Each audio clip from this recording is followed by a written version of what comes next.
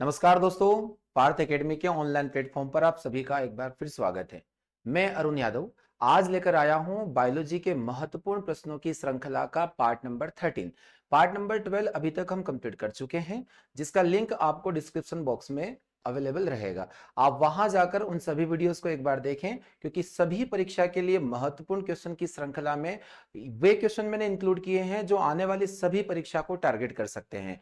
चलिए, कल के सेशन में मैं एक होमवर्क आपके लिए दे के गया था और आज इस होमवर्क के क्वेश्चन से हम लोग आज के सेशन की शुरुआत करेंगे। तो मैंने कल का जो क्वेश्चन हमारा रहेगा होमवर्क के लिए, यहां मैंने आपको दिया गया था विश्व का सबसे अधिक तेजी से बढ़ने वाला जल पादप कौन होने वाला है। होमवर्क के अंदर यह क्वेश्चन आप लोगों को मिला था कि विश्व का सबसे अधिक तेजी से बढ़ने वाला जल पादप कौन है। यहां अलग अलग प्रकार के ऑप्शन देके रखे हैं। यहां अमेजनी जल नगिनी यानी कि कुमुदनी, या वाटर हायासिन तो होता है जिसे हम लोग जलकुंभी के नाम से भी जानते हैं। चलिए, तो इस क्वेश्चन को हम लोग समझ लेते हैं। देखिए, यहां पर क्या होता है कि एक पौधा होता है जिसे हम लोग जलकुंभी के नाम से जानते हैं, जलकुंभी के नाम से। यह जलकुंभी, इसे हम लोग बंगाल का आतंक के नाम से भी जानते हैं। बंगाल का आतंक, बंगाल का आतंक के नाम से इस पौधे को हम लोग जानते हैं। बंगाल का आतंक इसे कहा जाता है। इसी पौधे को यह माना जाता है कि यह पौधा सबसे तेजी से वृद्धि करने में जिम्मेदार होता है, यानी सबसे तेजी से वृद्धि करने वाला यह जल पादप है। एक हाइड्रोफाइट प्लांट माना जाता है, जल के अंदर रहने वाला यह पादप माना जाता है। तो इसका सही जवाब होने वाला है कल के होमवर्क वाले क्वेश्चन का वाटर हायासिंथ। वाटर हायासिंथ जो होता है वो तेजी से ग्रोथ करने वाला पौधा माना जाता है। तो चलिए, आज के इस सेशन की शुरुआत करते हैं हम लोग क्वेश्चन नंबर फर्स्ट से। आज के सेशन का क्वेश्चन नंबर फर्स्ट रहने वाला है हमारे सामने, छत्रक यानी जिसे मशरूम के नाम से जानते हैं, क्या होता है। मशरूम क्या होता है, आप सभी ने इसका नाम सुना होगा। मशरूम एक प्रकार के कवक के श्रेणी के अंतर्गत आता है। तो अगर हम कवकों को पढ़ते हैं तो कवक का अध्ययन माइकोलॉजी के नाम से जाना जाता है। कवक के अध्ययन को माइकोलॉजी के नाम से जानते हैं। कवक विज्ञान के जनक माइकेली को कहा जाता है। कवक विज्ञान के जनक माइकेली को कहा जाता है। सभी कवक मृतोपजीवी होते हैं। अगर न्यूट्रिशन के आधार पर इन्हें देखा जाए तो सभी कवक मृतोपजीवी होते हैं, जिन्हें सेप्रोफाइट के नाम से जानते हैं, क्योंकि ये सड़े गले मृत कार्बनिक पदार्थों पर अपना जीवन यापन करते हैं। तो सभी सड़े गले मृत कार्बनिक पदार्थों पर जीवन यापन करने, मृत कार्बनिक पदार्थों पर जीवन यापन कवकों के द्वारा किया जाता है। तो यहां एक क्वेश्चन पूछा जाता है कि मृतोपजीवी होते हैं या कवक मृतोपजीवी होते हैं, इसका सही जवाब रहने वाला है।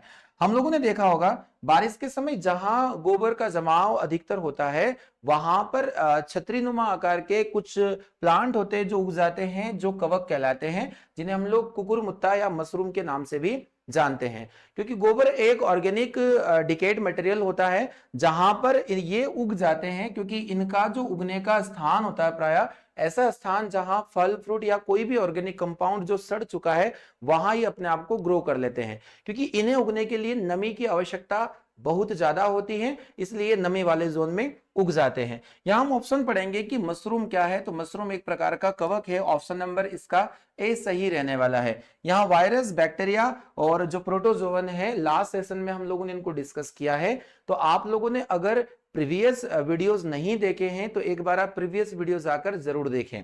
यहां क्वेश्चन नंबर 1 जिसका आंसर होने वाला है ऑप्शन नंबर ए। बढ़ते हैं अगले क्वेश्चन की तरफ।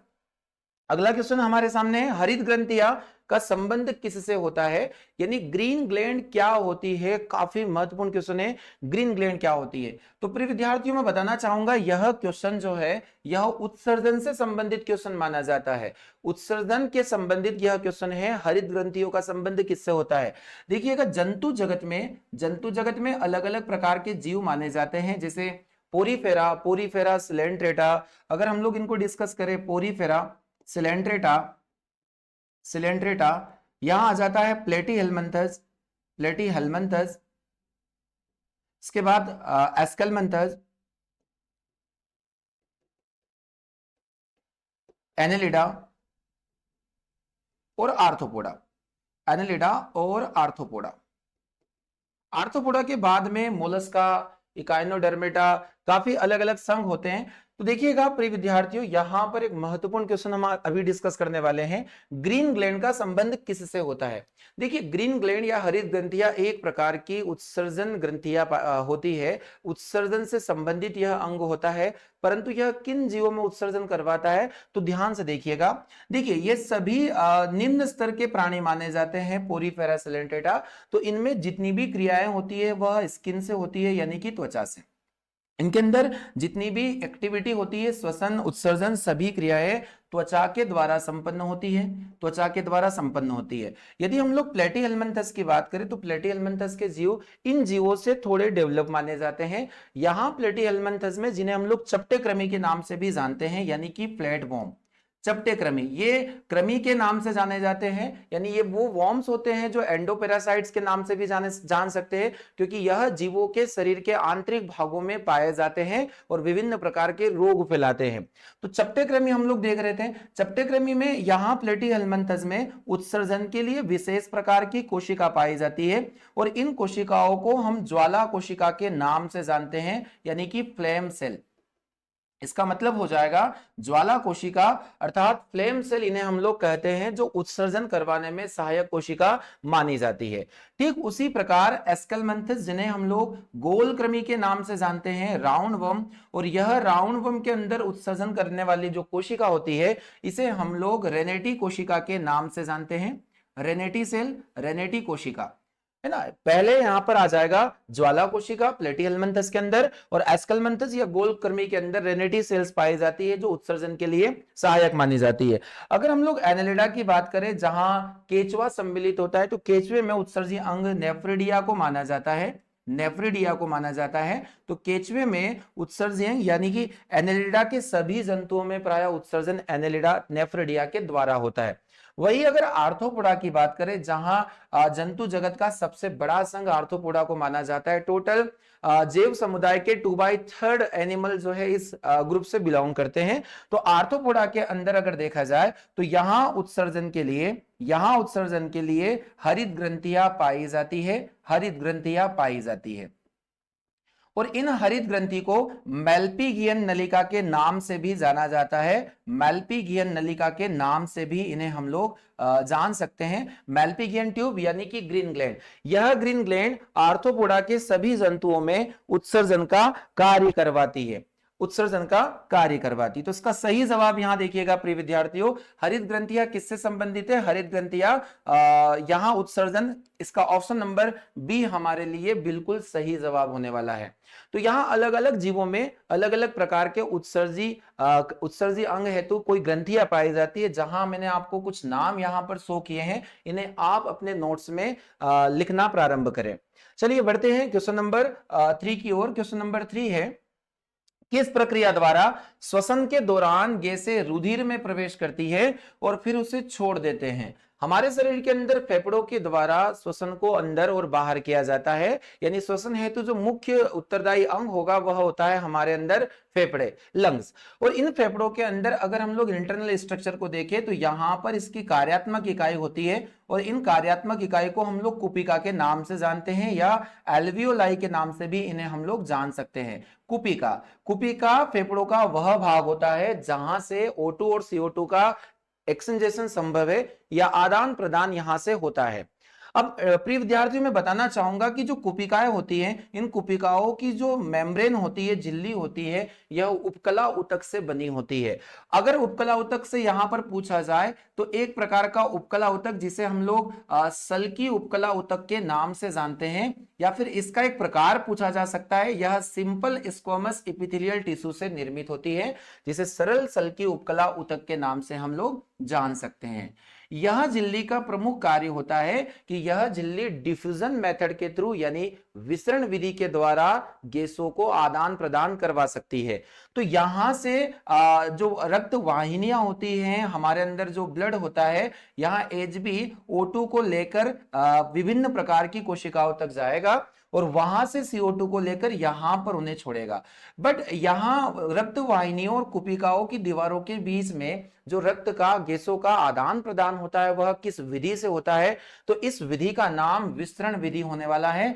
क्या नाम होने वाला है? विसरण विधि इसे हम लोग कहेंगे, या इसे हम लोग डिफ्यूजन के नाम से भी जान सकते हैं, डिफ्यूजन मेथड, जहां सरल सल्की उपकला ऊतकों के द्वारा गैसों का आदान प्रदान किया जा सकता है। तो प्रिय विद्यार्थियों, इस क्वेश्चन का सही जवाब हम लोग देखेंगे यहां पर कौन कौन सी प्रक्रियाएं होती हैं। तो केवल सक्रिय परिवहन जिसे हम लोग बोलेंगे, या केवल विसरण, विसरण और सक्रिय परिवहन यानी डिफ्यूजन एंड एक्टिव ट्रांसपोर्ट, इसका बिल्कुल सही जवाब होने वाला है ऑप्शन नंबर सी। सक्रिय परिवहन भी यहां पर O2 और CO2 का होता है, और साथ ही साथ विसरण विधि के द्वारा यह क्रिया करवाई जाती है। तो इस क्वेश्चन का जवाब हो जाएगा ऑप्शन नंबर सी। बढ़ते हैं अगले क्वेश्चन की तरफ। अगला प्रश्न हमारे सामने है, हृदय वंचित है, यानी हृदय जो होता है वह किससे वंचित रहता है। यहां ऑप्शन हम लोग पढ़ना चाहेंगे। ऑप्शन है यहां पर हृदयक पेशी, हृदयक पेशी। अगला यहां पर है अनैच्छिक पेशियों से, यानी कि इनवॉलेंट्री मसल, ऐच्छिक पेशियों से वॉलेंट्री मसल, या फिर चिकनी पेशी से जिसे हम लोग स्मूथ मसल के नाम से जानते हैं। हमारे शरीर के अंदर पेशियों का बहुत बड़ा रोल होता है। अगर हम पेशियों का डिस्कशन करें तो प्रिय विद्यार्थियों, पेशी का अध्ययन सार्कोलॉजी के नाम से जाना जाता है। पेशी का अध्ययन सार्कोलॉजी के नाम से, इसका एक नाम और हम बता सकते हैं मायोलॉजी भी पेशियों का अध्ययन कहलाता है। अगर हम लोग डिस्कशन करें तो पेशियों की कुल संख्या हमारे अंदर शरीर के अंदर 639 मानी जाती है, 639 मानी जाती है। अगर हम सबसे बड़ी पेशी की बात करें तो ग्लूटेयस मैक्सिमस हमारे शरीर की सबसे बड़ी पेशी मानी जाती है। वही अगर सबसे छोटी पेशी की बात करें तो स्टेपिडियस, जो कान में स्थित होती है, इसका नाम होता है स्टेपिडियस, जो शरीर की सबसे छोटी मांसपेशी होती है।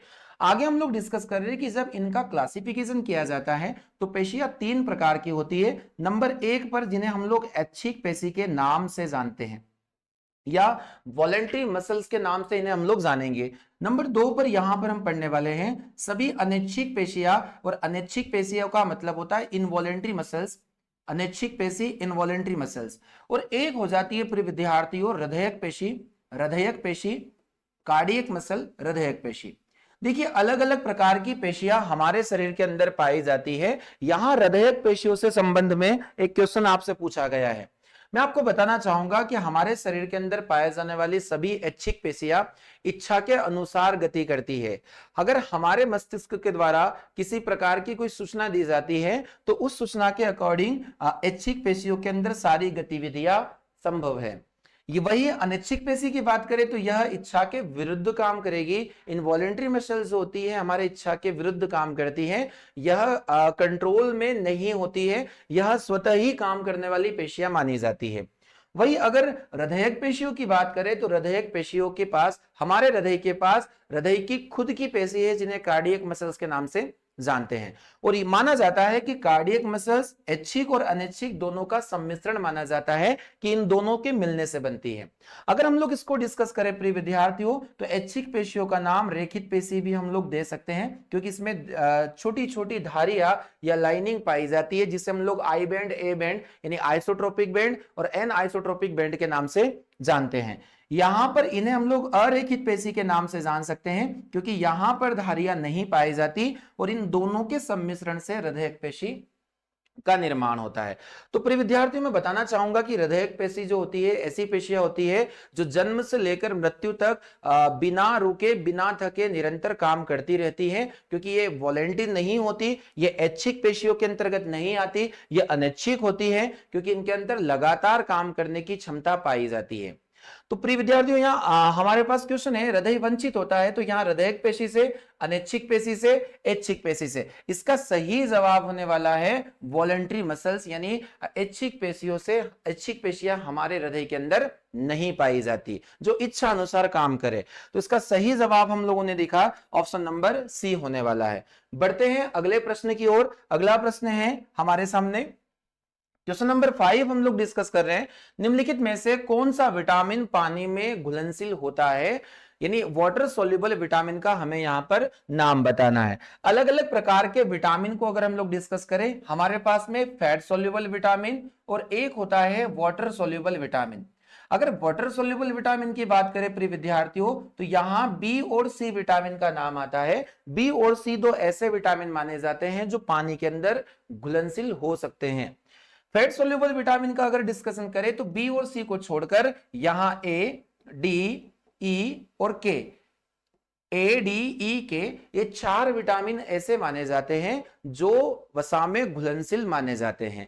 तो यहां दिए गए ऑप्शन में हम पढ़ेंगे कि जो जल में घुल सकते हैं विटामिन, उसमें कौन शामिल होगा। तो vitamin A, vitamin B, vitamin D और विटामिन ई। तो दिए गए सभी ऑप्शन में हमारे पास सही जवाब होने वाला है ऑप्शन नंबर बी, यानी विटामिन बी को हम लोग फैट सोल्यूबल विटामिन के नाम से, वाटर सोल्यूबल विटामिन के नाम से जानते हैं। सही जवाब हो जाएगा इसका ऑप्शन नंबर बी। चलिए बढ़ते हैं अगले प्रश्न की ओर। अगला प्रश्न है हमारे सामने, पके हुए टमाटरों का लाल रंग इसकी उपस्थिति के कारण होता है।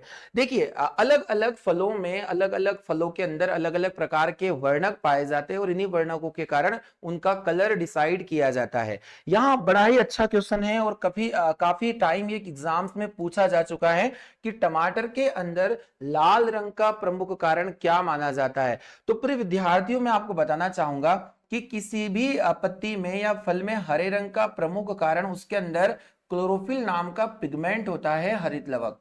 हरित लवक, क्लोरोफिल के कारण पत्तियों का, फलों का रंग हरा होता है। वही अगर हम टमाटर की बात करें तो टमाटर में लाल रंग का प्रमुख कारण लाइकोपिन नाम का एक पिगमेंट हो जाता है। लाइकोपिन, लाइकोपिन नाम का पिगमेंट, इस वर्णक का जो नाम होने वाला है वो है लाइकोपिन। इस लाइकोपिन के कारण टमाटर का जो रंग है वो हो जाता है लाल। इसे हम लोग सामान्यतः कैरोटीनाइड के नाम से भी जान सकते हैं, यानी जो कैरोटीनाइड है वही लाइकोपिन के नाम से जाना जा सकता है। तो प्रमुख क्वेश्चन यहां पर रहने वाला है कि टमाटर के अंदर लाल रंग का प्रमुख कारण उसमें उपस्थित लाइकोपिन पिगमेंट माना जाता है। प्रिय विद्यार्थियों, कमेंट बॉक्स में जाकर टमाटर का वैज्ञानिक नाम आपको मुझे बताना है। आप इसका जवाब जरूर दें, टमाटर का जीव वैज्ञानिक नाम क्या होता है, बायोलॉजिकल नेम क्या होता है। आगे हम लोग डिस्कस करने वाले सही जवाब इस क्वेश्चन का हम लोग लेंगे ऑप्शन नंबर बी। बढ़ते हैं अगले प्रश्न की ओर। अगला प्रश्न है हमारे पास में कि दो अलग अलग लिस्ट यहां पर मिल रही है। मैंने आपसे कहा है कि इस टाइप के क्वेश्चन हमेशा एग्जाम्स में टारगेट किए जाते हैं, इन्हें बहुत ध्यान से समझना होता है। यहां पर दिया गया है कि सूची 1 के कीट रोग वाहकों को सूची 2 में दिए गए संचरित रोगों से सही मेल करना है। जैसे यहां पर दिया गया जो एनाफिलीज है उसका वाहक कौन रहेगा, उसमें कौन सा प्रोटोजोआ प्रेजेंट होता है। यहां पर एनाफिलीज क्यूलेक्स सैंड फ्लाई यानी बालू मक्खी इसे हम लोग कहते हैं, और एक सीसी मक्खी यहां पर हो जाता है। तो चलिए इसको हम लोग सॉल्व करते हैं। यहां पर पहला ऑप्शन दिया गया है एनाफिलीज। देखिए मादा एनाफिलीज, आप लोगों ने पढ़ा होगा मादा एनाफिलीज के द्वारा मलेरिया रोग होता है। मलेरिया एक प्रकार का प्रोटोजोआ से होने वाला रोग है। यह प्लाज्मोडियम वाइवेक्स नामक प्रोटोजोआ के संक्रमण से हमारे शरीर में होता है, और जिसका जो वाहक होता है यह मादा एनाफिलीज नामक मादा मच्छर होती है। तो इसका सही जवाब पहले के लिए हो जाएगा हमारा मलेरिया, यानी मलेरिया इसके लिए करेक्ट होने वाला है। तो फोर्थ का यहां पर हमारे पास ए ऑप्शन रहेगा। आगे हम लोग बात करते हैं क्यूलेक्स मच्छर की। तो क्यूलेक्स से क्या होता है प्रिय विद्यार्थियों, तो हम लोगों ने एक बीमारी को पढ़ा था जो एस्केलमंथिस नामक कृमि में होती है, जिसका नाम होता है हाथी पांव नामक बीमारी, जो वुचेरिया फाइलेरिया नाम के कृमि से होती है। परंतु इसका वाहक अगर देखा जाए तो इसका वाहक क्यूलेक्स नामक इसका वाहक हो जाएगा। तो यहां पर दिया है क्यूलेक्स जो मच्छर है वो किसका वाहक है, तो यहां पर वुचेरिया फाइलेरिया इसका सही जवाब रहने वाला है। आगे हम लोग बात करेंगे सैंड फ्लाई, सैंड फ्लाई की। तो सैंड फ्लाई के लिए हम लोग देखेंगे कालाजार नामक एक बीमारी होती है जिसमें शरीर पर छोटे छोटे चकत्ते हो जाते हैं। तो कालाजार नामक रोग यहां पर हो जाएगा हमारे इसके लिए सी जवाब हो जाएगा। और इन अंत में हमारे पास में एक ऑप्शन है सीसी मक्खी, जिसे हम लोग हाउस फ्लाई के नाम से भी जानते हैं। इस मक्खी के संक्रमण से हमारे अंदर ट्रिपेनोसोमा गैम्बेसिस नाम का एक प्रोटोजोआ प्रवेश कर जाता है, जिसे स्लीपिंग सिकनेस नामक एक रोग होता है। यह भी प्रोटोजोआ से होने वाले रोगों के अंदर आता है। तो इसका सही जवाब हम देखेंगे एनाफिलीज फोर्थ, यानी कि यहां पर हो जाएगा ए का फोर्थ पार्ट। यहां एक ही गिवन हमारे पास ऑप्शन है, ऑप्शन नंबर बी इस क्वेश्चन के लिए बिल्कुल सही रहने वाला है, ऑप्शन नंबर बी। ऐसे क्वेश्चन को बिल्कुल ध्यान से करना होता है प्रिय विद्यार्थियों, और इन क्वेश्चंस का नंबर एग्जाम्स में बहुत ज्यादा होता है, यहां आप इन्हें फोकस करें। बढ़ते हैं अगले प्रश्न की ओर। अगला प्रश्न है हमारे बीच में क्वेश्चन नंबर 8। सिमिलरली एक क्वेश्चन और यहां हमारे बीच में है कि यहां पर दो प्रकार की लिस्ट हम लोगों को दिया गया है कि सूची 1 को सूची 2 से सम्मिलित करना है, और यहां पर हमें इसका सही जवाब देना है। देखिए पहला एक रोग यहां पर दिया गया है प्लेग। तो प्रिय विद्यार्थियों मैं बताना चाहूंगा कि प्लेग होता किससे है। तो प्लेग एक बीमारी है जिसे जो बॉर्डीटेला पेस्टिस नाम के बैक्टीरिया से होती है और यह एक प्रकार के जीवाणु से होने वाला रोग है, यानी यहां पर जीवाणु इसका सही जवाब होने वाला है।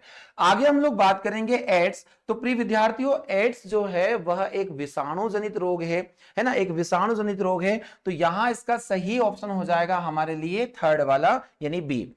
यहां हम देखेंगे गंजापन जो होता है यह टिनिया कैपिटिस नामक एक कवकों के द्वारा होता है। तो इसका सही जवाब हो जाएगा गंजापन के लिए यहां पर सी। और यहां मलेरिया दिया है, मलेरिया प्रोटोजोआ के द्वारा होने वाला एक रोग माना जाता है।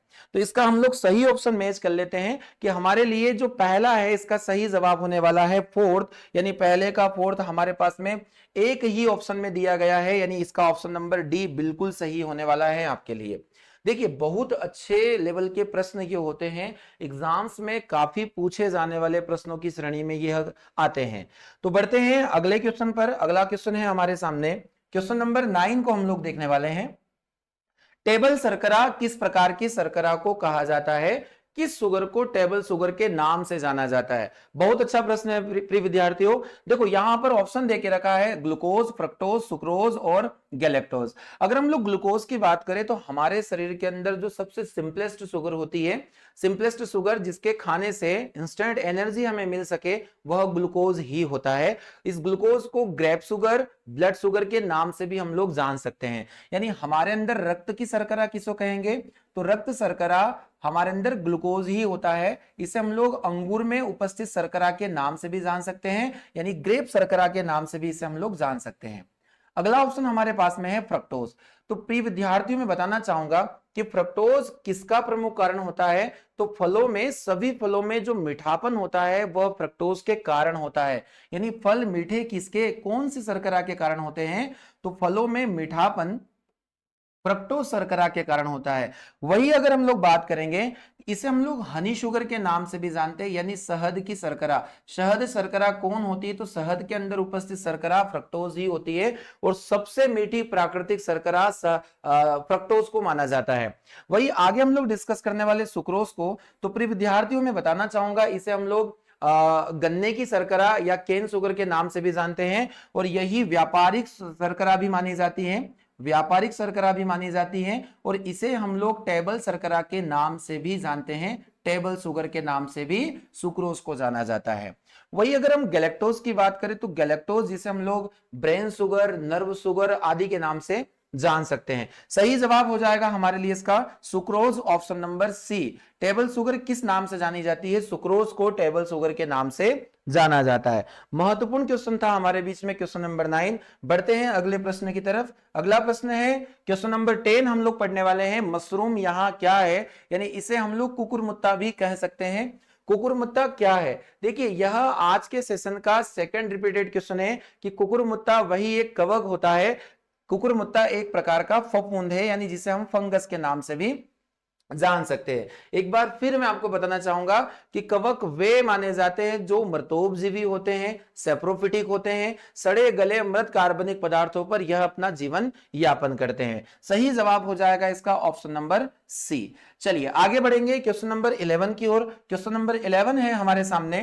क्वेश्चन नंबर 11, एंजाइम क्या होते हैं? What are enzyme? एंजाइम किसे कहते हैं? बड़ा ही महत्वपूर्ण क्वेश्चन है, काफी बार एग्जाम्स में यह क्वेश्चन पूछा जा चुका है और आगे भी ऐसे क्वेश्चन आने की पूर्णतः संभावना बनी रहती है।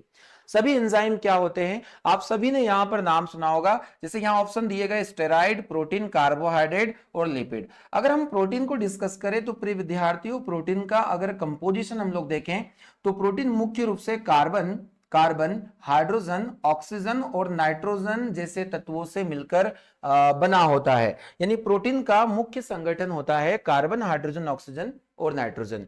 यहां अगर हम देखें तो नाइट्रोजन यहां एक मुख्य तत्व के रूप में माना जाता है, यानी प्रोटीन जो होते हैं वो नाइट्रोजन युक्त कंपाउंड माने जाते हैं। वही अगर हम लोग बात करें सभी एंजाइम, इन एंजाइम का प्रमुख कार्य होता है कि जटिल कार्बनिक पदार्थों को सरल कार्बनिक पदार्थ में बदलने का काम हमारे अंदर एंजाइम के द्वारा ही किया जाता है। यह एंजाइम अलग अलग प्रकार के एंजाइम के द्वारा एक प्रक्रिया भी दोहराई जाती है जिसका नाम होता है किण्वन, फर्मेंटेशन की प्रोसेस, जिसमें एंजाइम की उपस्थिति में जटिल कार्बनिक पदार्थों को सरल कार्बनिक पदार्थों में बदला जाता है। यहां एंजाइम को अंदर देखा जाए तो सभी एंजाइम का अगर केमिकल कंपोजिशन हम देखें तो यह भी नाइट्रोजन युक्त पदार्थ माने जाते हैं, यानी सभी एंजाइम प्रोटीन होते हैं। एंजाइम क्या होते हैं प्रिय विद्यार्थियों? प्रोटीन माने जाते हैं। तो यहां बिल्कुल सही इसका जो आंसर होने वाला है ऑप्शन नंबर बी हमारे लिए करेक्ट जवाब इसका होने वाला है, ऑप्शन नंबर बी। एंजाइम क्या होते हैं? एंजाइम प्रोटीन माने जाते हैं। बढ़ते हैं अगले प्रश्न की ओर। अगला प्रश्न हम लोग देखेंगे, यहां है क्वेश्चन नंबर 12। धान के खेतों में कौन सी गैस मुक्त हो सकती है? धान के खेतों में पैडी फील्ड में कौन सी गैस मुक्त होती है? देखिए बड़ा ही अच्छा क्वेश्चन है। यहां पर ऑप्शन देके रखे हैं CO2, CH4, H2S और NH3। अलग अलग प्रकार के ऑप्शन यहां पर देके रखे गए हैं।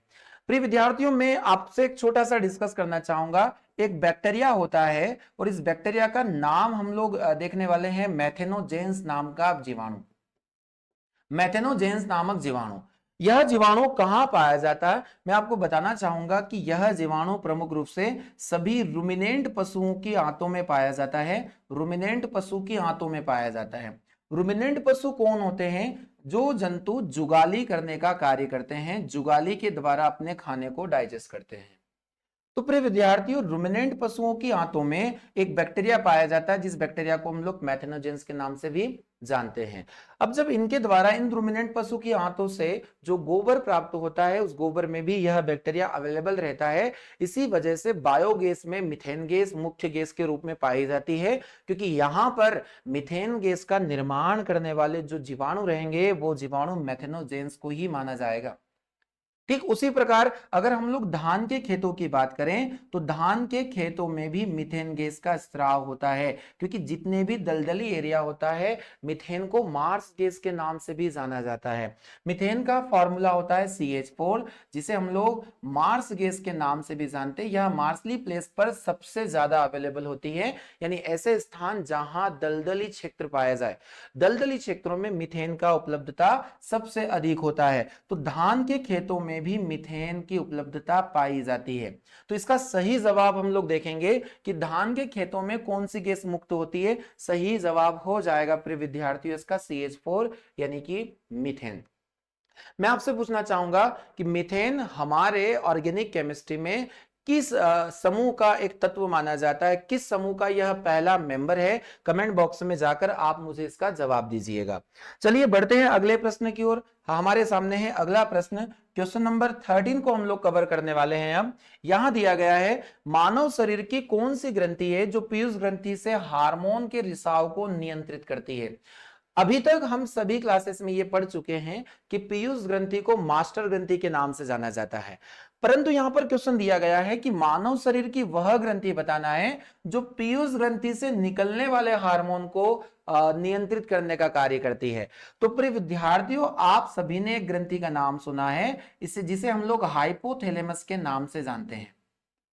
हाइपोथैलेमस के नाम से जानते हैं। यह हमारे अग्र मस्तिष्क का एक भाग माना जाता है। इसे हम लोग मास्टर ऑफ मास्टर ग्लैंड के नाम से भी जान सकते हैं, यानी मास्टर ऑफ मास्टर ग्लैंड। किस ग्रंथि को मास्टर ऑफ मास्टर ग्लैंड के नाम से जानेंगे? तो यहां पर हाइपोथैलेमस बिल्कुल सही जवाब होने वाला है, क्योंकि यह हमारे शरीर के अंदर काफी महत्वपूर्ण कार्यों का निर्वहन करती है, जैसे हमारे शरीर के तापमान को नियंत्रित करना, जैसे थर्मो रेगुलेशन की जो प्रोसेस होती है, तापमान नियंत्रित करने का काम हाइपोथैलेमस के द्वारा ही किया जाता है। शरीर में जल की मात्रा का नियंत्रण करने का कार्य भी हाइपोथैलेमस के द्वारा ही किया जाता है।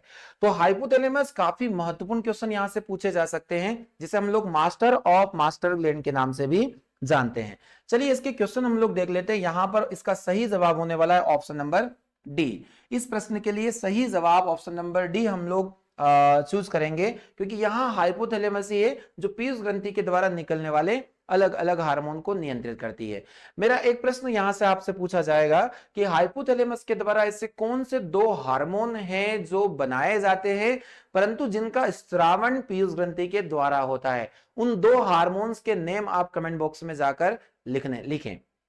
चलिए इस प्रश्न का सही जवाब हो जाएगा option number D. Question number 14 की तरफ हम लोग बढ़ेंगे।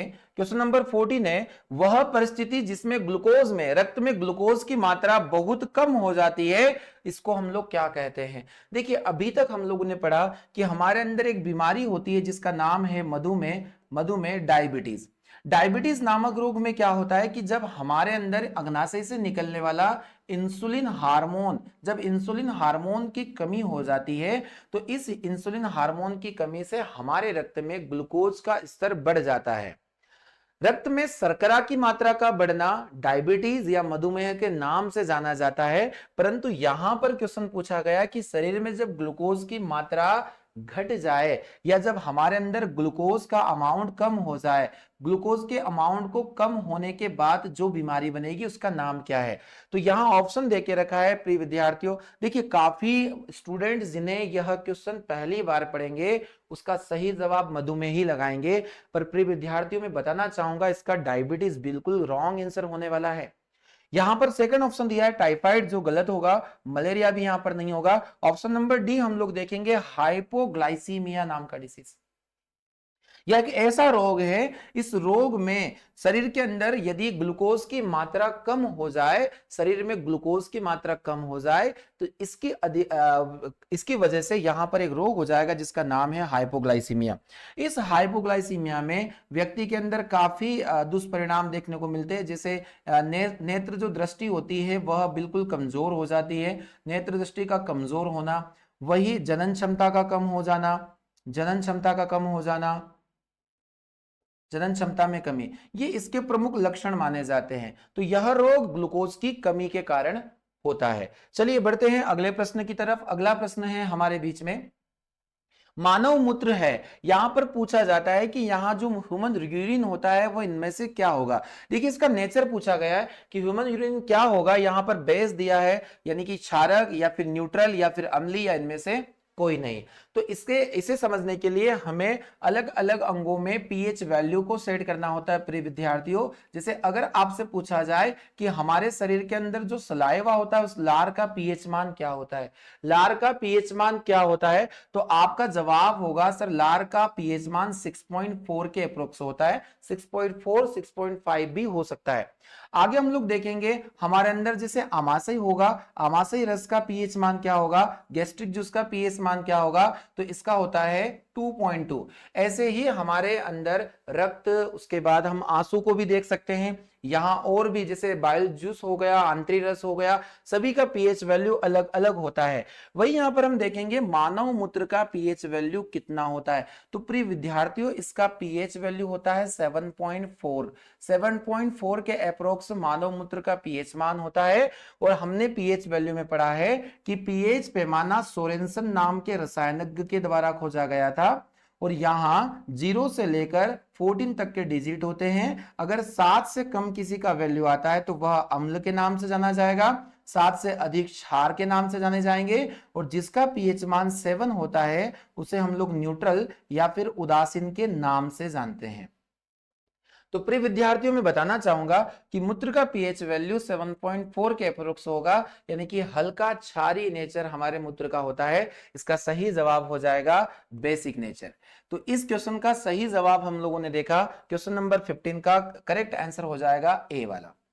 चलिए बढ़ते हैं क्वेश्चन नंबर 16 की ओर। यहां क्वेश्चन पूछा गया है, प्रकाशानुवर्तन संचलन किसके द्वारा नियंत्रित किया जाता है? देखिए फोटोट्रोपिज्म हम लोगों ने पढ़ा है, दो अलग अलग प्रकार की प्रोसेस होती है, एक होता है फोटोट्रोपिज्म और एक होता है जियोट्रोपिज्म, यानी प्रकाशानुवर्ती और गुरुत्वानुवर्ती। प्रकाशानुवर्ती में पौधे क्या करते हैं, प्रकाश की दिशा में गति करते हैं। वही गुरुत्वानुवर्ती में पौधों के द्वारा प्रकाश की विपरीत दिशा में गति की जाती है। जैसे जड़ें, सभी जो जड़ें होती हैं, अगर हम जड़ों की बात करें तो जड़ हमेशा ध्यान रखना है प्रिय विद्यार्थियों, जड़ें गुरुत्वानुवर्ती होती है, क्योंकि यह प्रकाश के विपरीत दिशा में गति करती है। वही अगर हम तने भाग की बात करें तो तना या स्टेम हमारे अंदर देखेंगे कि यहां प्रकाशानुवर्तन तने के अंदर पाया जाता है। फोटोट्रोपिज्म की घटना तने में होगी और जियोट्रोपिज्म की घटना रूट्स के अंदर पाई जाती है।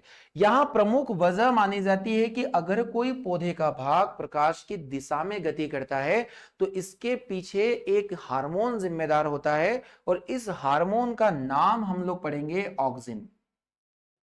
ऑक्सिन नामक हार्मोन पौधों को प्रकाश की दिशा में गति करवाने के लिए जिम्मेदार माना जाता है। तो प्रिय विद्यार्थियों, यहां पर हम लोग देखेंगे प्रकाशानुवर्तन किसके द्वारा नियंत्रित किया जाएगा। सही जवाब होने वाला इसका ऑक्सिन है। चलिए बढ़ते हैं अगले प्रश्न पर। प्रश्न नंबर 17 हमारे बीच में है। लिनियस को वर्गीकरण विज्ञान का जनक यानी फादर ऑफ क्लासिफिकेशन के नाम से हम जानते हैं, क्योंकि वह, इसके पीछे प्रमुख कारण हमें बताना है। यहां पर पहला ऑप्शन देके रखा है द्विपद नाम पद्धति प्रस्तावित की। देखिए केरोलस लिनियस नामक वैज्ञानिक को द्विनाम पद्धति के जनक भी माना जाता है, क्योंकि इन्होंने वर्गीकरण में सबसे पहले जानवरों के 2 नाम दिए थे। तो वर्गीकरण के जो जनक है वह केरोलस लिनियस को माना जाएगा। इनके द्वारा एक बहुत ही चर्चित बुक है जिसका नाम है सिस्टेमा नेचुरी नामक पुस्तक किसके द्वारा लिखी गई। तो यह पुस्तक केरोलस लिनियस के द्वारा लिखी गई। यह जो नामकरण की पद्धति होती है, सभी जानवरों का नाम लैटिन भाषा में दिया जाता है, जिसमें जो पहला नाम होता है वह वंश को इंडिकेट करेगा, वही जानवरों का जो दूसरा नाम होता है उसे हम लोग जाति या स्पीसीज को इंडिकेट करने के लिए सेट करते हैं। तो पहला नाम जेनरिक नेम होगा और सेकंड नेम उसकी स्पीसीज को इंडिकेट करने का नाम होगा। जैसे होमो सेपियंस, होमो हमारा जेनरिक नेम है और सेपियंस हमारी जाति है। मेंढक का जो बायोलॉजिकल नेम होता है वो होता है राना टिग्रिना, राना वंश होगा और टिग्रिना जाति होगा। तो यहां पर पहला ऑप्शन इसका बिल्कुल सही जवाब होने वाला है। यहां पर और भी ऑप्शन दिए गए, वर्गीकरण विज्ञान में बहुत सी पुस्तकें इनके द्वारा लिखी गई, या पादपों का वर्गीकरण करने वाले पहले व्यक्ति थे, या वर्गीकरण विज्ञान शब्द का निर्माण किया। इसका सही जवाब हमारे लिए ऑप्शन नंबर ए होने वाला है प्रिय विद्यार्थियों, कि इनके द्वारा द्विपद नाम पद्धति की प्रस्तावना की गई थी। तो चलिए बड़ा ही अच्छा क्वेश्चन है, अच्छे लेवल पर यह क्वेश्चन एग्जाम्स में पूछा जाता है। बढ़ते हैं अगले प्रश्न की ओर।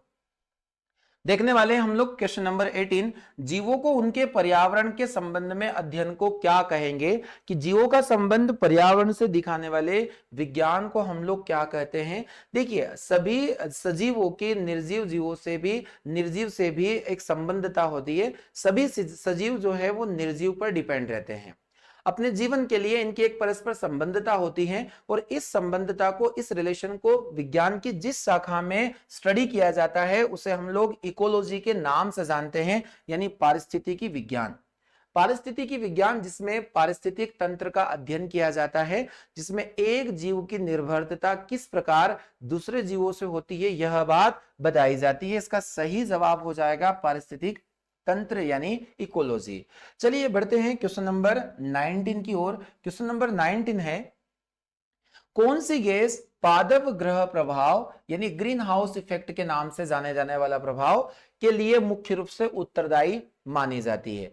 देखिए काफी अच्छा क्वेश्चन है प्रिय विद्यार्थियों। ग्रीन हाउस प्रभाव हमारे अर्थ पर पाया जाता है, यह क्या होता है, तो मैं आपको इसको शॉर्ट में समझा देता हूं। जैसे हमारी अर्थ होती है, हमारी अर्थ पर यहां सूर्य से आने वाली जो इंफ्रारेड रेडिएशन होती है, जिन्हें हम लोग अवरक्त प्रकाश किरणों के नाम से भी जानते हैं। अवरक्त प्रकाश किरणें, यह अवरक्त प्रकाश किरणें नेचर में बहुत ज्यादा गर्म होती है। हमारी पृथ्वी को जो गर्म या फिर पृथ्वी को गर्म करने वाली जो विकिरणें होती है, उसमें मुख्य रूप से अवरक्त विकिरणें ही जिम्मेदार मानी जाती है। तो प्रिय विद्यार्थियों, जब अर्थ पर इन अवरक्त विकिरणों को यहां पर ये प्रवेश करती है, तो यहां पृथ्वी के द्वारा इसका आंशिक भाग एब्जॉर्ब करने के बाद शेष भाग को अर्थ की सरफेस जो है वायुमंडल में रिफ्लेक्ट कर देती है। तो यहां वायुमंडल में उपस्थित कई प्रकार की गैसें, जैसे कार्बन डाइऑक्साइड यहां पर हम लोग देखेंगे मुख्य रूप से, यहाँ मीथेन भी रिस्पॉन्सिबल मानी जाती है। साथ ही हम लोग N2O को भी यहाँ पर डिस्कस करेंगे। एक CFC गैस भी यहाँ पर रिस्पॉन्सिबल रहेगी ग्रीन हाउस इफेक्ट के लिए। और यहाँ पर वाटर वेपर यानी जल वाष्प, जल वाष्प भी यहां पर सम्मिलित होती है, यहां पर शामिल हम लोग जल वाष्प को भी करेंगे। देखिए यहां पर मैंने एक गैस का नाम आपसे डिस्कस नहीं किया है। कार्बन डाइऑक्साइड मुख्य तत्व, मुख्य गैस मानी जाती है जो ग्रीन हाउस के लिए जिम्मेदार होती है। इसी के साथ मीथेन, N2O और CFC और जल वाष्प को भी यहां पर हम लोग शामिल करेंगे। तो यहां मुख्य गैस ये गैस है, इन परावर्तित विकिरणों को रोककर पृथ्वी के चारों तरफ इन अवरक्त प्रकाश किरणों को फैला देती है, जिससे पृथ्वी का तो तापमान है वो बैलेंस रहता है। इसलिए इसे हम लोग पृथ्वी के लिए कंबल प्रभाव के नाम से भी जानते हैं। ग्रीन हाउस प्रभाव पृथ्वी का तापमान इंक्रीज करता है। चलिए बढ़ते हैं अगले प्रश्न की ओर। अगला प्रश्न है आज के इस महत्वपूर्ण सेशन का अंतिम प्रश्न हमारे सामने है। क्वेश्चन नंबर 20 को हम लोग डिस्कस कर रहे हैं। अगार अगार किससे तैयार किया जाता है? अगार अगार क्या है? देखिए बहुत अच्छा क्वेश्चन है, काफी बार यह एग्जाम्स में पूछा जा चुका है। तो मैंने आपसे यहां पर डिस्कस में करने वाला हूं प्रिय विद्यार्थियों कि जो शैवालें होती हैं, जिनमें लाल शैवालें प्रमुख, जिन्हें हम लोग रोडोफाइसी शैवाल के नाम से जानते हैं, इन लाल शैवालों से प्राप्त किया जाता है अगार अगार। यह एक ऐसा पदार्थ माना जाता है जिसके काफी महत्वपूर्ण उपयोग हम लोग देखते हैं, और इसका एक सबसे महत्वपूर्ण उपयोग होगा टिश्यू कल्चर में, यानी ऊतक संवर्धन करने में। ऊतक संवर्धन प्रक्रिया में अगार अगार नामक पदार्थ का बहुत ज्यादा उपयोग किया जाता है, जो किससे प्राप्त होता है? लाल शैवालों से प्राप्त होता है। यहां सही जवाब होने वाला है एल्गी, यानी ऑप्शन नंबर बी इस क्वेश्चन के लिए हमारा सही जवाब होने वाला है। तो आज की इस श्रृंखला के 2020 क्वेश्चंस को हम लोगों ने बहुत अच्छे से समझा है। उम्मीद है आपको ये क्लासेस बहुत अच्छे से समझ में आ रही हैं। आप ज्यादा से ज्यादा दोस्तों को इस क्लास तक पहुंचाएं। चलिए, तो इस श्रृंखला में भी एक अंतिम प्रश्न मैंने आपके होमवर्क के लिए रखा है। तो आज का अंतिम प्रश्न जिसे आपको समझना है और इसका जवाब आप मुझे कमेंट बॉक्स में जाकर दीजिएगा। क्वेश्चन यहां पर है, सामान्यतः टूटी हड्डियों को सेट करने के लिए प्रयोग किए जाने वाले प्लास्टर ऑफ पेरिस का रासायनिक नाम क्या होगा, जिसे हम लोग शॉर्ट में पीओपी के नाम से जानते हैं। एक प्लास्टर ऑफ पेरिस एक कंपाउंड होता है, इसका रासायनिक नाम क्या होने वाला है? यहां पर ऑप्शन है calcium nitrate, calcium carbonate, calcium sulphate और कैल्शियम क्लोराइड। चलिए, तो इन सभी ऑप्शन में से आपको एक ऑप्शन चूज कीजिएगा और साथ ही उसका फार्मूला भी आपको कमेंट बॉक्स में जाकर लिखना है। तो चलिए दोस्तों, आज की क्लासेस में इतना ही। मिलते हैं नेक्स्ट सेशन में। जय हिंद, जय भारत।